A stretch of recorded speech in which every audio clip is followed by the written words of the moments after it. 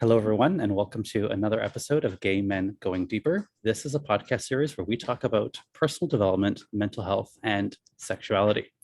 Your hosts today are Matt, Calan, and myself, Michael. Collectively, we have over 40 years of experience in personal development. And if this is your very first time listening to us, we want to welcome you to the show. We each have our own coaching practice, but in this podcast, we're giving away all of our best stuff for free. So thank you for all of you guys for joining us here today. On this episode, we are talking about forgiveness. So this is a very fitting conversation to have after our last episode about victimhood. Today, we'll be answering questions such as, do you find it harder to forgive or to apologize? Can you truly forgive and forget? How can you tell an apology if an apology is sincere? And then at the very end, we'll be giving you guys some advice if you find it, if you have a hard time with forgiveness. We got some tips for you. All right. For the audience out there, we want to hear from you as well. We do continue these conversations on the last Thursday of the month. So that will be Thursday, February 24th. We'll be hosting a Zoom Hangout. This is where we give you guys a chance to share your own thoughts on the topics we discuss here on the podcast. So if you're interested in joining us, please go to the Gay Men's Brotherhood Facebook group and check out the events tab and make sure you RSVP. There are 2 different time zones you can check out. Come to one or come to both. I also want to take a moment here to thank all of our Patreon supporters. This podcast and YouTube channel are supported by listeners and viewers like you. So if you guys are enjoying these episodes and want to help us to continue making them and building this beautiful community, please head to our Patreon page and you can support the show there. The link is in the show notes. Finally, the Gay Men Going Deeper membership is open. So if you want more group Zooms, if you want more time with us and other like-minded men, and you want to take your personal development to the next level, please join us in the membership. We have a library of over 30 coaching videos. We're currently doing a 6-week course called Healing Your Shame, and we have opportunities to connect with us and other members all the time. So please head over to gaymengoingdeeper.com to register. And as we do, before we jump in, I want to read a review from one of our YouTube viewers. His name is Gabe, and he actually left us this comment on our very last episode on victimhood. So Gabe says, such a deep topic presented in such a meaningful way. Thank you so much, guys, for your work, for taking the time to help people who need it with all of these issues. So thank you, Gabe, for your kind words. We hope that you enjoy this one just as much. Okay, without further ado, let's jump into today's topic. So we're talking about forgiveness today. I want to give a little recap from what we talked about last episode on victimhood. So last week we talked about being victimized as a community. We also talked about being victimized at the individual level, the impact of that on our lives, the impact of that on our relationships, and then we gave some awesome tips on how to move through it. So there's a connection between victimhood and forgiveness, because if we think about that interaction, a victim needs a villain or an offender, if you prefer to use the word offender. And sometimes you might be the victim, sometimes you may be the villain, and that's perfectly fine. But either way, there is this relationship. There's this relationship between both of them that is based on some kind of offense or some kind of wrongdoing. Forgiveness is about healing the pain that comes with that experience. And I want to make it clear, forgiveness is something that the victim does, not the villain or the offender. They could ask for forgiveness, but oftentimes they don't. Oftentimes you might not even hear from them again. So forgiveness is something that the victim can do, and that's why it's such an important part of healing. So I want you guys to think of forgiveness as a necessary part of healing, of the healing process. And in the Gay Men's Brotherhood Facebook group, we've been talking about healing all month, so this fits into there as well.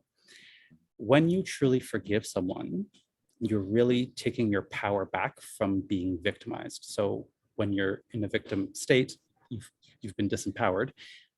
Forgiveness takes your power back. It helps release that anger, any pain, resentment, whatever negative feelings you might be holding on to. Helps you find peace, and ultimately that's what liberates you from the experience. There's a little twist I want to add to this for you guys listening to this episode today. I want you to also think about how this can apply to yourself. So as you listen today, most people are likely going to think of other people in their lives, maybe past, maybe present. But I want you to think about how you might be the person who you need to forgive yourself, for something you've done to someone else, or even something you've done to yourself. Sometimes in our own stories, we are both the victim and the villain. And so think of it that way as well. Okay, let's get to our first question. So when it comes to forgiveness, there are two sides. Someone might ask for forgiveness, but again, they don't always do that. And then there's forgiving someone. And both are hard for different reasons. And I want to quickly add that apologizing doesn't always come with a request for forgiveness. It's about owning your mistake, but not always do people ask for forgiveness. They can be the same, but not always. So just keep that in mind. Asking for forgiveness is really asking someone to absolve you of what you've done. I know I have my own challenges with both of these, which we'll get to a bit later, but I actually want to hear from you guys first.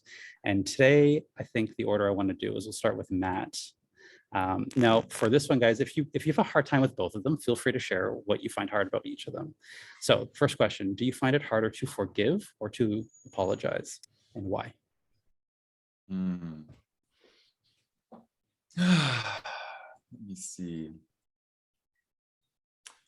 I'm going to say, okay.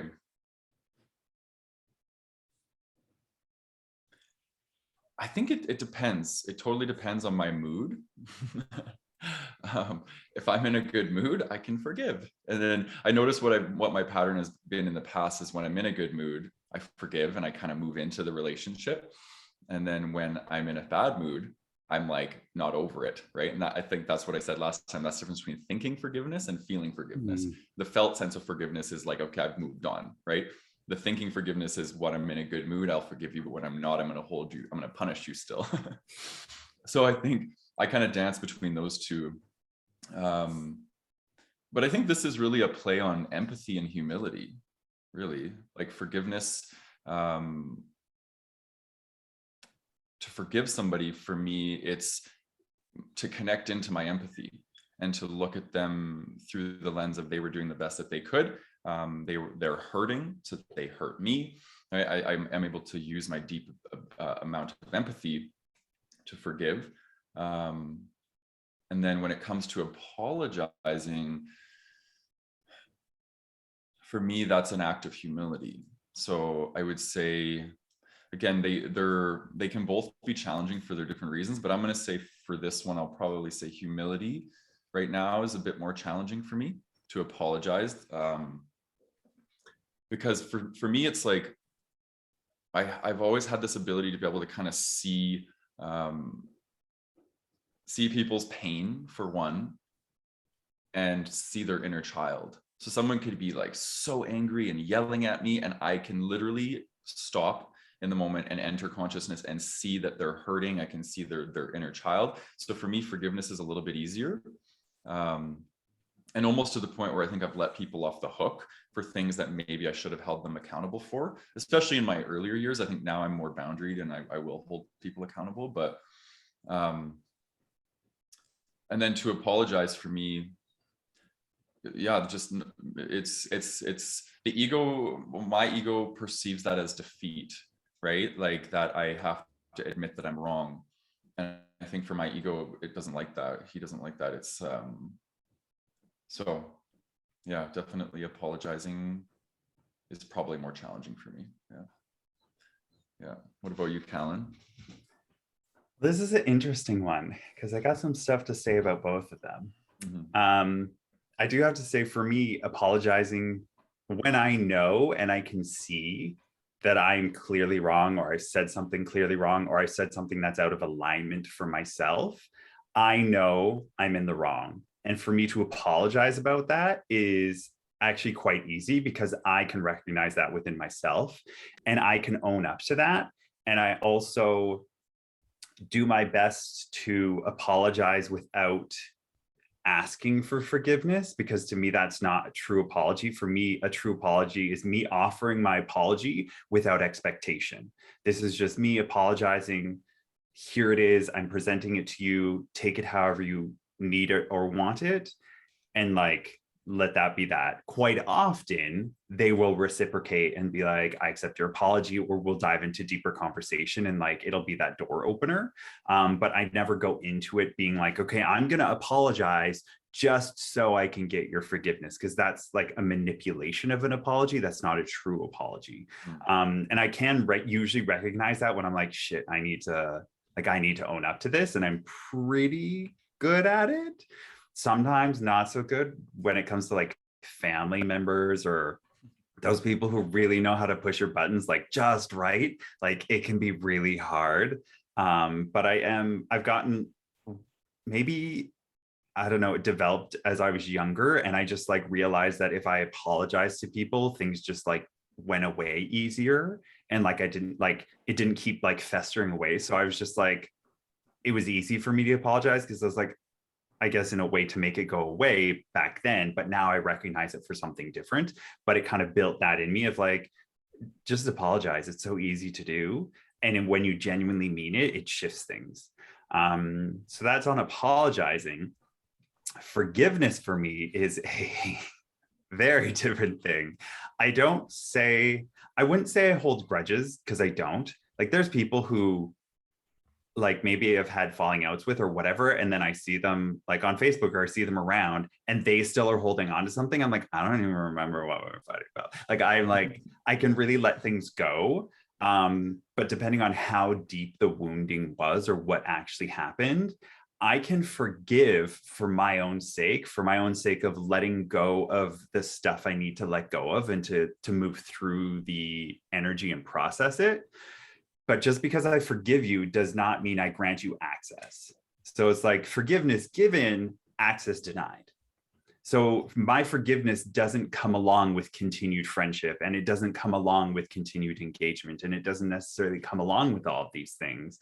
I can forgive you for the acts that you did, and I can say, hey, look, stuff happens, but that doesn't mean I want to continue having you in my circle or having you in my space or having, continued engagement with you.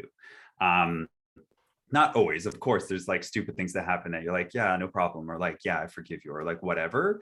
But like on those kind of deeper things, and this kind of goes towards family. And I'm navigating this right now, like just with my family stuff, because it's my grandma's 90th birthday coming up. And I don't speak with my dad or his partner. And like my brother's trying to organize everybody getting together on like some sort of like a Zoom or a Facebook. And so like everybody can talk and like say, because we can't all go to the US to go see my grandma, and it's her 90th. And so I was like, yeah, that'd be great. Like I'm in. And then it's like, but just as a reminder, like I don't talk to dad. I'm not going to I'm not willing to speak to dad or Karen. And he's like, well, can't you just kind of like get over it for like a minute? Or can't you just like, and I was like, you telling me to get over it is like you telling me that like I don't deserve to be upset for the trauma that this person caused me for like a decade of my life. Like you're basically like taking what happened to me and just being like, oh, but it's not that big of a deal. And I get it, to you it's not, because you had a different experience. But to me, it's like, here's your perpetrator, just act nice to them for like 5 minutes. It's not a big deal. It really is, because that's going to bring up that trigger again. And so like I've forgiven my father for a lot of the shit that he's done, and I've forgiven a lot of my past, but that doesn't mean I'm going to give you access and grant you access to me and who I am as a person, because I forgave so that I could move on. I didn't forgive so that you could still continue being part of my life. So I know that it kind of gets messy and it's not so cut and dry, but I definitely say I probably have an easier time apologizing and recognizing that than I do with like forgiveness in the sense of still letting people come back around. Because I'll forgive you a ton of times if they're frivolous things, but if you really do something that's like unacceptable, non-negotiable in my world, doors cut off. Sorry, I can forgive you, but access is no longer granted. So what about you, Michael? Yeah, that's a solid distinction. It's a good point that there's lots of different measures or on the scale of offenses. There's lots of different things that we can forgive each other or forgive people for, or choose not to. Okay, for me, I had to think about this one. So I'll answer both. It's hard to ask for forgiveness because ego, pride gets in the way. I don't want to admit that I was wrong. It triggers my shame response. For a lot of the times I don't feel I need to. I sincerely don't feel like there's anything to apologize for. I spent a lot of, when I was more of that people pleaser energy back when I was a kid, even my 20s, I felt I over apologized. So now I've almost swung in the opposite direction. And I feel like there's so many things that I don't need to apologize for. I feel I have a very strong identity, and I know who I am. And then I know I have an understanding of what's mine and what's yours. And so often I think people get triggered or offended, in my opinion, a little bit too easily. And I don't want to own that. So I'm like, I'm not going to apologize for that. Now, when I have done something wrong, yes, I will apologize. It does take a lot out of me, so it's still harder because it forces me to face the part of myself that did not show up 100% the way that I would want to. So that's on the asking for forgiveness. It is still hard to forgive, although it is easier for me to forgive, again, because I have that strong sense of boundaries and identities. I don't get offended very easily. There's not many things that need to happen where people have asked my forgiveness. And if so, I mean, I can't think of a time where it's been very difficult. Like, it takes time. Of course it takes time, but I can get there. The reason why it would be hard is I don't want to be seen as a doormat again. Like, I don't want to get back into that energy of like people just walking all over me and doing what they want to me, because I lived that way for a very long time. And I think one of you guys had said that term, letting them off the hook. And I want to make it very clear that like I could apologize or I could forgive you, but like you guys said, it's not the same as letting you off the hook for what you've done. And so making that very clear as part of the process. And then on some level, I think, you know, a retribution feels good. Being in that victim role sometimes feels good. Let's just say it. A lot of people like being in that victim role. It gives them sympathy, gives them attention. It's a lot easier. It's a hell of a lot easier to blame other people in the world around you than it is to, you know, forgive. So again, there's a balance there. I think we can be in that role, but then eventually we start indulging in it. And I think there's a lot of people out there who do indulge in that victim role a bit too much. So I don't apologize for that. At the end of the day, yeah, it's harder for me to ask for forgiveness. And what I did, because I had a hard time answering this question, I actually asked my partner, Star, and I asked him, and I wrote down what he said. He said, "You do a great job." I asked him, you know, how do I do with apologizing and asking forgiveness? He said, "You do a great job when you know you made a mistake, ... But it's the knowing you made a mistake that maybe needs a bit of work." So that's from his point of view, and I would agree with him. Like, I agree. When I can see my wrong, I'm very sincere about it. I own it for sure. I think the question for me is, when do I, or am I always seeing my wrong, or am I always agreeing that I'm in the wrong? So yeah, that's where I'm at on that one.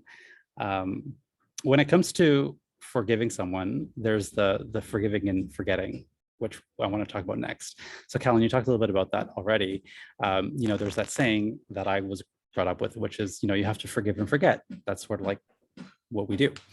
But I personally have a very hard time with that. I don't think it's that easy, and it's easier said than done to forgive and forget. But I want to hear from you guys as well. So we'll go with the same order. I'll start with Matt. Can you truly forgive and forget? Why or why not? I think you're a fool if you're forgetting. You got to keep that. You got to keep awareness of the way that people have shown up, right? I think it's just releasing the energy around it, but still keeping. You can still keep the awareness that somebody did something. So yeah, I don't even know if that's possible. Do you really think it's possible to forget? You know, like it's in your memory bank, and it's like when you're interacting with that person, I think there's always going to be something in the background being like, okay, this person violated my trust, or they betrayed me at some point, and the forgiveness is I'm gonna stop being punitive towards them because of it. I'm gonna release the resentment. So I would say that for me, there's a big distinction between forgiving and forgetting. And I think forgiving, I'm doing it for me. Right, like Calan said, like forgiveness is a play for me, and apologizing is a play for them. Act of humility and an act of dignity for myself. That I'm going to let this go so I can stop stewing in it and I can move on with my life. And I think it's so interesting, this whole notion, because I think forgiveness and ego are just so interconnected. Like everything that's coming through right now is around ego, and how the ego perceives it one way, and then our higher self perceives it completely different, right? And I think for me, that's the me that's like, I would never forget. That's probably more my ego too, being like, no, we got to keep ourselves safe, right? Whereas my higher self knows, if I forgive, I set myself free, and it's no longer about the other person, really. Like they'll benefit from that, but it's more so me doing that. Like it's an act of dignity for myself, like letting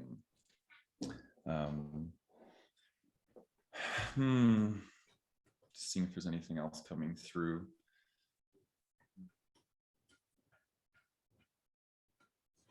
No, I feel complete. Yeah. What about you, Calan? This one's an interesting one for me, because like I said, there's like, I can forgive you, but there's not always going to be that access granted again. And I think I can forgive and forget, but I think there's a scale on which things happen. Like if it's something that's not a deep wounding, or something that's not triggering to you, or something that it was just like, something happens off the cuff, and it's person's like, oh, I'm so sorry. And it's like, okay, yeah, no problem. Like somebody spills a drink on you, or stupid things like that. Like, yes, you're going to forget all those little things. But if it's deep wounding things, or somebody who means something to you, like somebody who's closer to you in your life and who means something to you, the closer they are in your radius, the deeper those wounds might hit. And so the more you're going to remember those kinds of things. And I think that there's another part of this as well, is that if something happens and it's triggering and wounding, and then you're close people, and then you decide to split, and like that's it, like it was too big, it was, and you move on, that's the last point of reference. And so that wound, that forgetting is not going to happen, because you're going to remember that's the last thing, that's your last memory of that person. And so that kind of like holds that memory of it. Whereas if you were to continue the friendship and go, okay, I'm going to forgive you, give you another chance, we're going to continue building, and you develop another 5, 10, 15 years of friendship, yeah, that might be a memory that you have, but you could also build so many more good memories together that kind of does wash away, and it eventually becomes something so small, because you've built up so many good things in between it that maybe you remember it, but maybe you do forget it. Like my best friend, and maybe we've done things, but there's never been something I think I ever needed to really forgive her for. And if there was, it's like we've built so many amazing memories together that it's like, it's not even something that's in my head, but I have had other friends where we were deep friends, and then, something happened, and it was like, this is unforgivable. Like, this is a personally unforgivable thing that you're doing to me. And I can't continue the friendship anymore. And so it's split.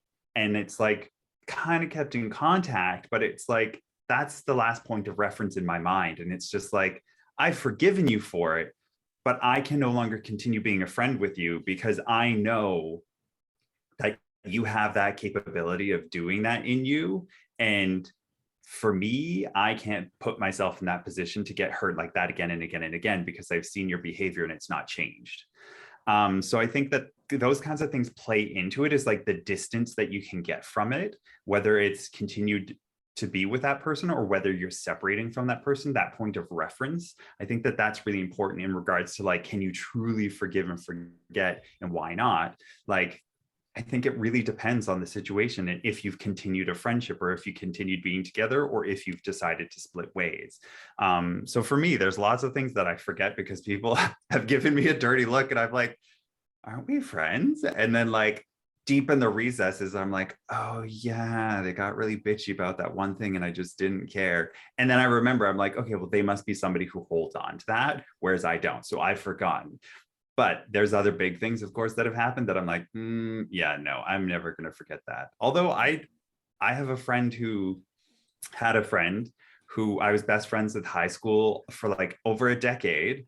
And then I, like, out of nowhere was like, oh, we're not friends. And like, it was just like, because I had lived in her parents' basement, and like I was paying rent, I was doing everything, like everything was fine. And just one day it was just like, I don't even remember what the trigger point was. All I remember is that I needed to move out and we were no longer friends. And I was just like, and maybe that's because there was no reference point for me. Like I wasn't given a reason. It was just like, this is the way it is.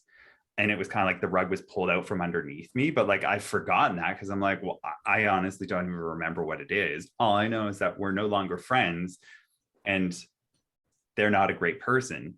But that obviously happened for a reason for me. So that's kind of my like navigating the why and why not. But I'm wondering what you're thinking there, Michael. Yeah, I agree with both of you guys.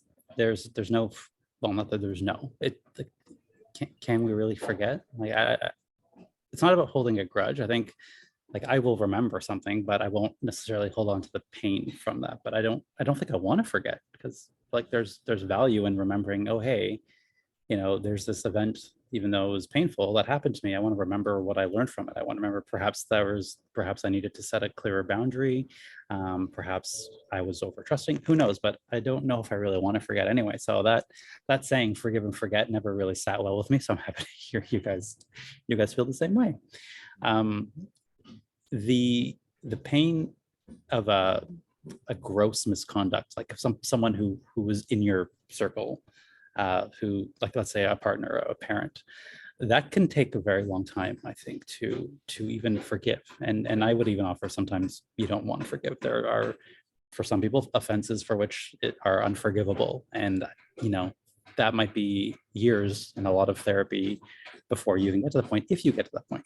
So I think it really does depend on that level of closeness. Like there's a lot of nuance to this conversation. I think you brought up a good point there. But yeah, I wouldn't want to forget anyway, even for myself. When it comes to a partner, like a relationship, it is important to remember that forgiveness, this is something that I had such a hard time with until I kind of wrapped my mind around it. Forgiveness is not letting them off the hook. So I said before that I didn't want to forgive someone because in my mind it was equivalent to letting them off the hook so they could walk all over me. But that is not the same thing. So what I've learned is that you could forgive someone as part of the goodbye process, like as in like saying goodbye to the relationship or saying goodbye to the friendship. Like I forgive you and I let you go, and I also let go of the pain that you've caused me. And that is very hard to do sometimes, but it is a beautiful act of healing. So yeah, my take is that you can forgive, of course. I think it's very important to relationships that we know how to forgive, but the forgetting is not about like eliminating it from your memory. It's about letting go of the pain of the offense, if that makes any sense. The analogy that we use is the pain of like an actual physical pain. So if you slice your hand open, right, with like a knife or something, that is going to be painful. You're going to want to heal that wound. So you bandage it up, you tend to it, you do all the things. But depending on how deep that wound is on your hand, you might not be able to use your hand for a while. You might just not want anything to touch it for a while. So think of the same thing as like an emotional wound. Like let's say your heart is broken, and that's the equivalency I'm looking at here. You might find it hard to trust or to love again. It might take a long time for that to heal. The forgiving part is letting it take that time, but I don't think you want to forget that you sliced your hand open with a knife. I think the forgetting is like, you don't necessarily need to open the bandage and like poke your finger in the scar or like pick at the scab.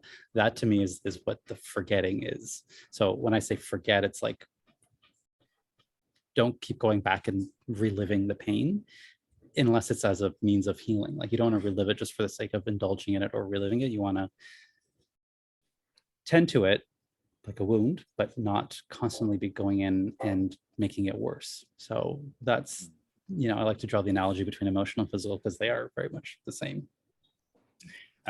I really like that.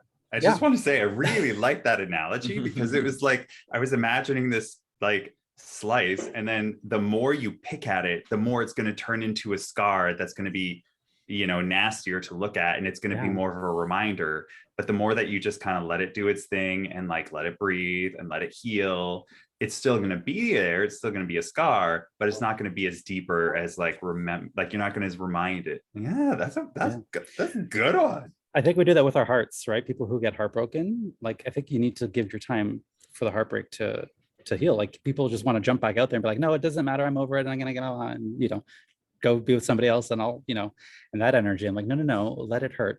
Like let it heal. It's gonna take time. So yeah.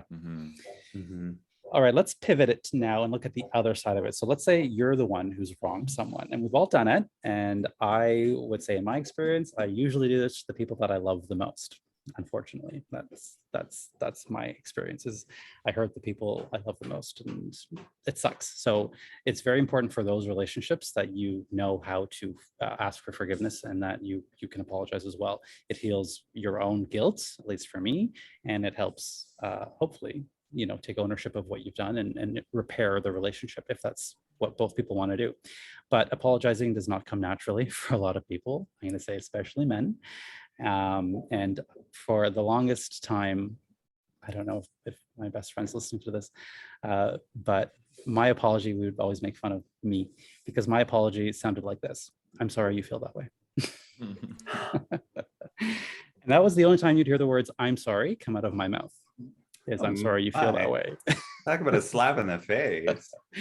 Yeah, but I've since grown. Okay, that's why I'm able to laugh about it now. I've since grown, and luckily we're still friends. He has patience. So let's now talk about forgiveness from within the container of an apology. So the question is, how can you tell if an apology is sincere? And FYI, everyone, that is not a sincere apology by any means. So yeah, the question is, how can you tell if an apology is sincere? And we'll do the same order. So we'll start with you, Matt. So we're talking about an apology coming at us. Yes. Somebody apologizing to us. Yeah. Or either way, actually, like if you're apologizing to someone, how do you make sure it's sincere, not just I'm sorry you feel that way? Yeah. Okay. Well, I know for me, when I'm in ego, I'll always have a but. There'll always be a but. Yeah. Like I'm sorry and whatever that. But I want to let you know that you did this, and it's like it's, you know, an apology has to have a period. There's no buts. That would be the first thing. As far as sincerity, like I'm an empath, I can feel sincerity like very easily. So if somebody's sincere, I'll just feel it. I'll feel it in my body. It'll just be a resonance with what they're feeling. But not everybody is an empath. So I would say one of the things I would be mindful of is like eye contact, like the sincerity in somebody's eyes, you know, and like how they're looking at you and how they're choosing to engage. Body language is a big thing. Like an open body language is probably going to be more like humility, sincerity, you know, authenticity. Whereas if you're closed off, it might be like you're holding something back. What was the other thing? Oh, and then the biggest one obviously is that their actions have changed. Right? Like you have to be able to look and see that, oh, okay, they've apologized and now they're showing up differently. Now they're speaking to me differently, right? If there's no actions following up an apology, it's meaningless. So the sincerity comes from the change in behavior or attitude, whatever. Yeah. Yeah. What about you, Calan? Oh, I fully agree. For me, a change in behavior is my true apology. Because I believe words and I'll accept them and I'll take them in and I'll thank them. But my true sense is I'm going to be watching for your actions now, because if you say words followed with no actions, to me, you were just saying them to stop whatever is going on and to not actually follow through with what was, you know, being said. And so for me, a true apology, like you said, Matt, there is no buts. There is no becauses. There is no explanations. There is just an apology with a period. And that's what it is. And it's for an apology is not for yourself. If you're doing the apologizing, an apology is not for you to ease you. An apology is to ease the other person or to give grace to that other person and say, I did a wrong. This is me apologizing. And you give that to them and they get to do whatever the fuck they want with it. And you have no control and you don't deserve anything from it. They don't need to say anything to you. They don't need to accept your apology. None of that. And a true apology is just saying, here, I'm giving this to you. Like you said, Matt, without ego, this is it. I'm owning up to that. And when I apologize, I know that there needs to be eye contact and it needs to be true, just what I did or what the situation was, and I apologize for that truthfully and honestly. And that's it. And there's no run on, there's no whatever. And then I let them talk about whatever they want. And it doesn't divulge into explaining later on. It's just, this is what it is. There's actually a really amazing podcast that I looked up when you guys were talking, is because Brene Brown did a podcast all about like how to apologize and why it matters with Dr. Harriet Lerner. There's a part 1 and a part 2. So if the listeners are out there and they're really curious about this, like how to truly apologize, it's so great. Go look that up, Brene Brown and Dr. Harriet Lerner. I'm sorry, how to apologize and why it matters. And there's 2 parts to that. But like that really opened my eyes in that world of like how to do it correctly, what is it, and how you can tell it's sincere. And for me, that's how I usually can tell somebody's sincere is, you know, eye contact, looking at me, they're not following it up with a but, there's no on the edge of their seat to explain, they're just like, hey, I fucked up, I'm sorry, this is all I can offer you. And then also, when I do apologize and I'm honest and I am sincere, if that person still is chasing me or still brings it up or still tries to drive that nail in, that's when I start to get pissed off. And I go, look, I honestly apologize to you. I was truthful, actions changed. I said everything that needed to be said. And if you're still holding on to that and you're still like twisting that into me, then that's your shit. And that's when I found friendships have gone apart, is because it's like, you're now holding this thing above me, or you're now making me try to feel guilty about this thing when I've done my part that I needed to. You now need to go and do your part with it because you clearly didn't hear what I had to say, or you didn't accept what I had to say truthfully and honestly and fully.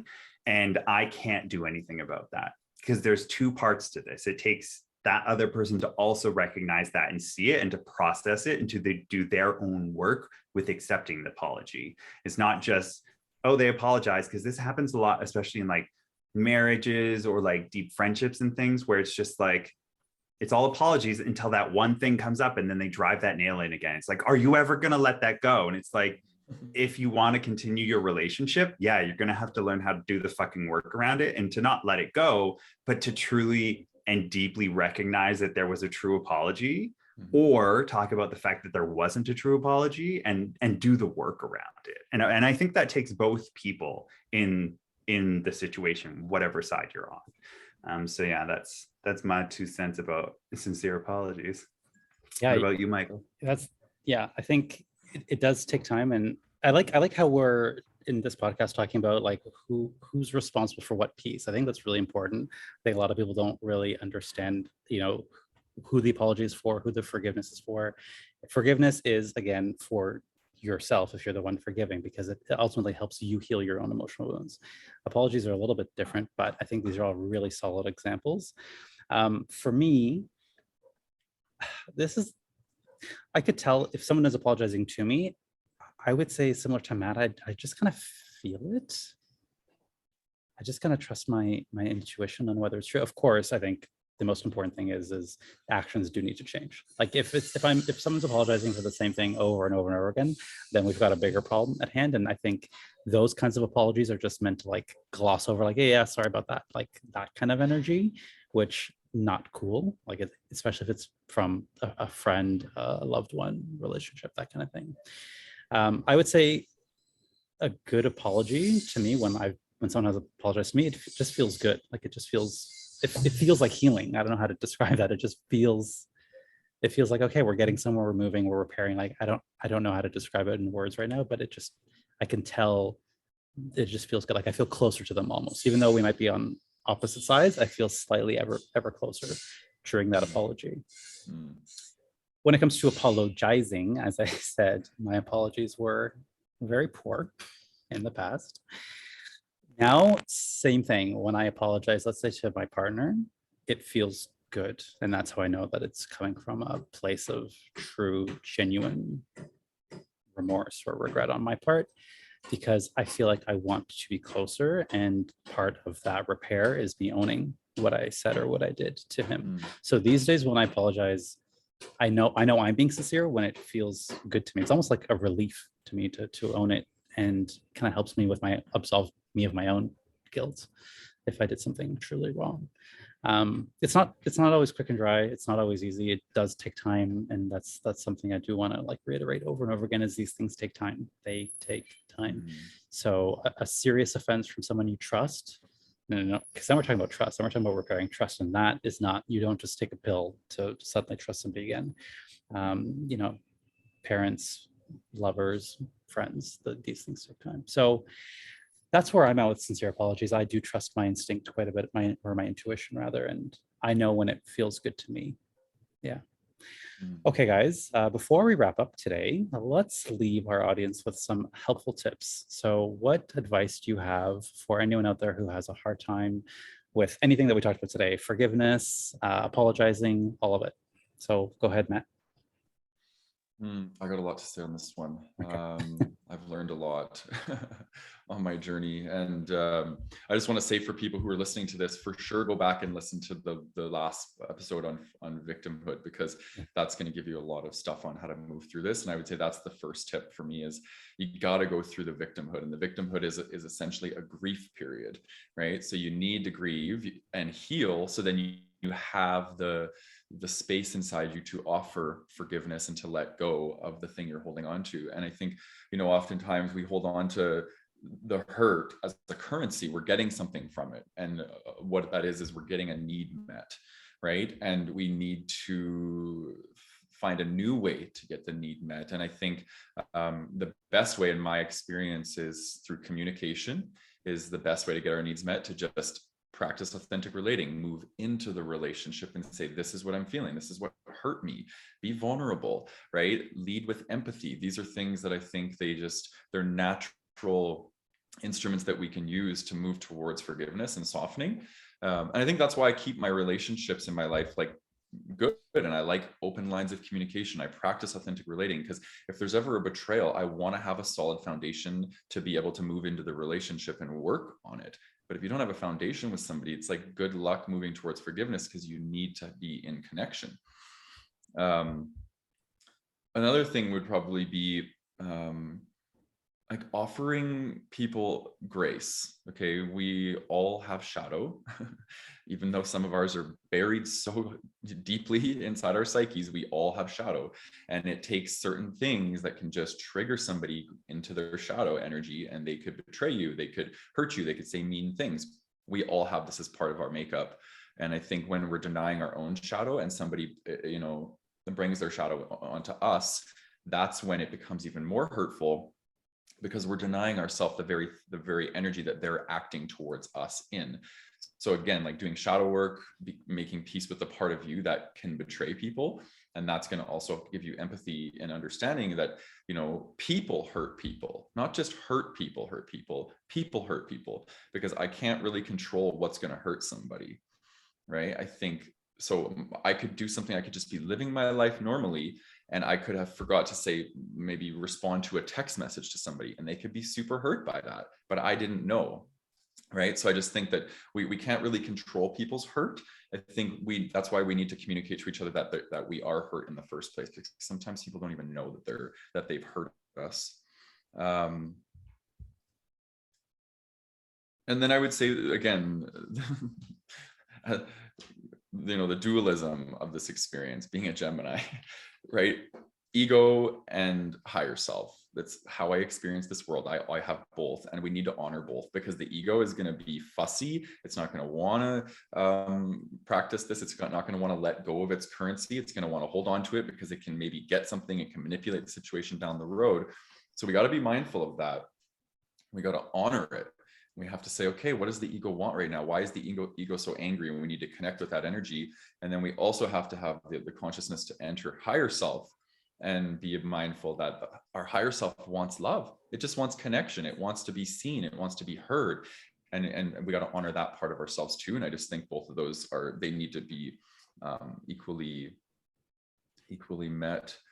And the last thing I'll say is, you don't need the other person's consent for forgiveness, because it's a play for you, right? This is an act of letting go of the things inside of you, emptying your closet, so to speak.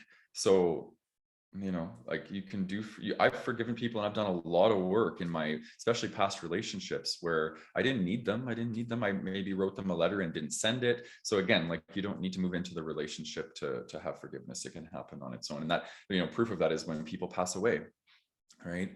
Like and I actually, something really interesting, doing this work, and I do work with grief. So I do work with people that are moving through victimhood and forgiveness. And an interesting phenomenon that I've kind of noticed, not for everybody, but for a majority of the people I work with, when somebody passes, it's almost like an energetic, instantaneous forgiveness that occurs for people. And it's just amazing. So some people have told me that they were, molested by their father or something, or like really traumatic things. And then when he was on his deathbed and he passed away, it was like something just washed over them. And it was like all the stuff just got lifted out energetically. And I just think, it's a really cool phenomenon. Not saying that's going to happen to everybody, but I've heard it pretty consistently over the years. So yeah, those are my tips. What about you, Calan? Those are good ones. Thanks for that, Matt. Mm-hmm. For me, I think one of the first things I go to is, if I'm having a hard time forgiving, I think, what am I gaining from holding on to this? If I'm in that anger, if I'm stewing, if I'm doing that, I know I need to process. I know I need to feel it to heal it. So I know that is a part of it. But when it keeps lingering and it continues, and it's something that it just can't go, I'm like, okay, well, what is holding on to this actually achieving for me? What is this doing for me? What is this positively doing for me? What is this negatively doing for me? So then that really helps me kind of look at it a little bit more objectively and go, this is really hurting me more than it's helping me. I think it's time to move into like a forgiveness space for me. And then I can't remember, I think it's like some old Buddhist monk saying or something like that, but like holding on to anger, the quote is like, holding on to anger is like holding on to like a burning ember with the intention of throwing it at the person that hurt you. You're the only one really getting hurt by it. You're the only one, you're burning. And so it's like, when you're really in that deep anger state, or you're really like can't forgive somebody, it's like you're holding on to the anger. The only person it's truly hurting is you, because that kind of anger and that stuff manifests in physical ways and psychological ways, and disease type in your body type ways. And they've done studies about it, like anxiety and stress and all that. It does physiological things to your body. So if you're holding on to deep angers, then what is it really doing for you? It's like stuff with my dad and his partner. Like, I've forgiven them, so it's not sitting in my body anymore. But for a long time, the anger and aggression was just sitting in there, and it was so tight and it was so angry. And like, if I were to face them, yeah, it might flare up. But if I don't have to face them or look at them, like, I've done the work to kind of stay away. And that's why I said at the beginning to, when I was talking about my brother being like, yes, like, I can live my life happy now. That doesn't mean I'm going to grant them access to bring that all back into my face again, because I've done all this work and I don't really want to relive that trauma again. I don't want that to like all come back to the surface, because that's just, I know I'm going to have to do work around it again to be like, well, they were there and this was awful. Like, so just try not to hold on to anything without looking at it and analyzing, why is this here? What is it doing for me? Because if you're just letting it sit there for the sake of holding a grudge, like, who is that really serving in the long run? The other person doesn't give a flying fuck. They're not even in your life anymore. They're out living their best life, doing whatever. And if you're letting that hold you, that's blocking you from living your best life. Do what you need to do the work so that you can throw that shit out into the universe and go, okay, it's not mine anymore. Thanks, bye. So that's what I would say about, if you're having a hard time around forgiveness, see why it's there and like what it's doing for you. And then also, if you are having a hard time, seek out somebody who can help you. Therapy, man, that's why it's there. I just did an episode before this, was called Therapy. It had lots of good stuff in there. It had lots of links for affordable places or that go on sliding scales, because sometimes there's things you can't see for yourself that a third party outsider can look at objectively and kind of present to you in a different way, that you can go, I didn't realize that was there. And it's okay to need that help on the journey. We all need help on the journey. Connecting and community, we heal so much faster through connection and through community. And you guys have been a big teaching part of that for me. So yeah, that's what I'll say about that. What about you, Michael? Final thoughts? You guys covered everything. That's it. I mean, yeah, those were it's very well said. I agree with everything you guys said. No, yeah, all of it. I don't know if I have anything else to really add. I think for me, you know, at the beginning, I said it was about liberating yourself from the experience. And that's how I really see forgiveness. So, you know, if I could put one sentence together for this episode, it's forgiving others is really something for you. That's the most important piece that for me transformed the way I looked at this entire topic. Because I used to be like, oh, I don't want to admit I'm wrong. Now I'm like, oh, wait a minute. No, this is like the boundaries and the way that we look at it can really affect how you approach it. Now, like I said, I love to both the aspect of apologizing and asking for forgiveness, and now it's so much more easy for me to forgive. But yeah, you know, you get to decide what you do with the pain, with the hurt. We all get victimized at some point. And at the end of the day, someone takes that power away, but then you get to decide what to do with the experience. And I think that forgiveness doesn't have to happen the day after, or the week after, or the month after, or the year after. It take as long as it takes. And yes, get help with it as well if it is taking maybe more time than you want it to. But at the end of the day, we all get to decide what to do with that pain, what to do with that experience for the rest of our lives. You know, we can make it not mean anything at all. We can say, okay, that was a turning point. I'm no longer going to let that happen to me. Like, we can do so many empowering, beautiful things with that pain, with a situation that might be very traumatic or challenging for us. So that's sort of, I guess, what I would add. And again, I want to reiterate what Calan said. It's very important.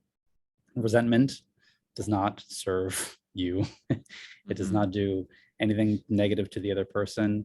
I have come across a lot of people who have resentment with respect to ex-partners, and it prevents them from enjoying a romantic partnership in the present moment because they're reliving so much of this pain that their ex has caused them.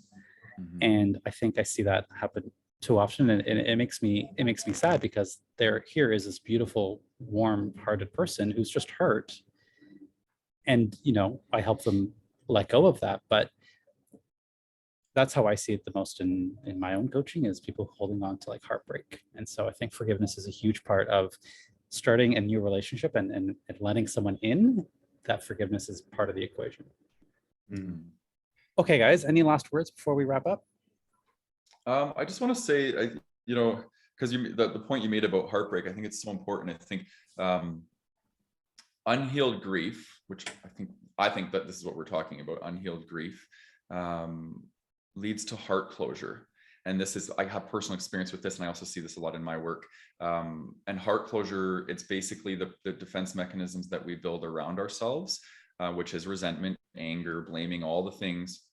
We prevent ourselves from opening our hearts, right? And I do think that the point you make about like this whole rebound, like guys like not healing and then just hopping into a relationship right away. Well, you got unprocessed grief. Doesn't matter how good or bad the breakup was, there's still going to be grief of loss.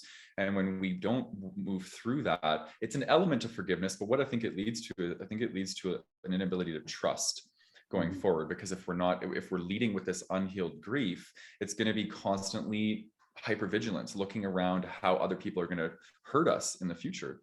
And I think when we do forgive and heal our grief, we turn that hypervigilance into trust, and then we can enter another relationship and we can not be kind of vibrating in the energy of what was, and we can be more in what is in the present moment. And I think that's been a huge lesson for me. And I think giving myself the appropriate time, you know, like I've had to take sometimes a couple of years. I was with a guy for 8 years, and it took me like a good 2 years to be feeling like okay again. You know what I mean? Like the first 6 months was horrible, so much grief, but I allowed myself to go through it. And I just, you know, I feel for those people that just hop into relationship after relationship after relationship, and they're literally just this storage bank for all this unprocessed grief and hurt. So yeah, we need to do this work, guys. It's really important. I think we might need a whole podcast on heartbreak is what I'm getting at Yeah. from this. Ooh, Yeah. I could get into that. Yeah, I can too. I That's a think we good all one. got some experience with heartbreak. Yeah, because we don't, you know, what happens then if we don't forgive or we don't kind of move through it is we bring that into the next relationship, and guess what, people, your next boyfriend is not going to heal you. That's not their job, and that's going to be really shitty from their point of view. If energetically you're looking for them for healing, you can heal yourself. That's how that works. Exactly.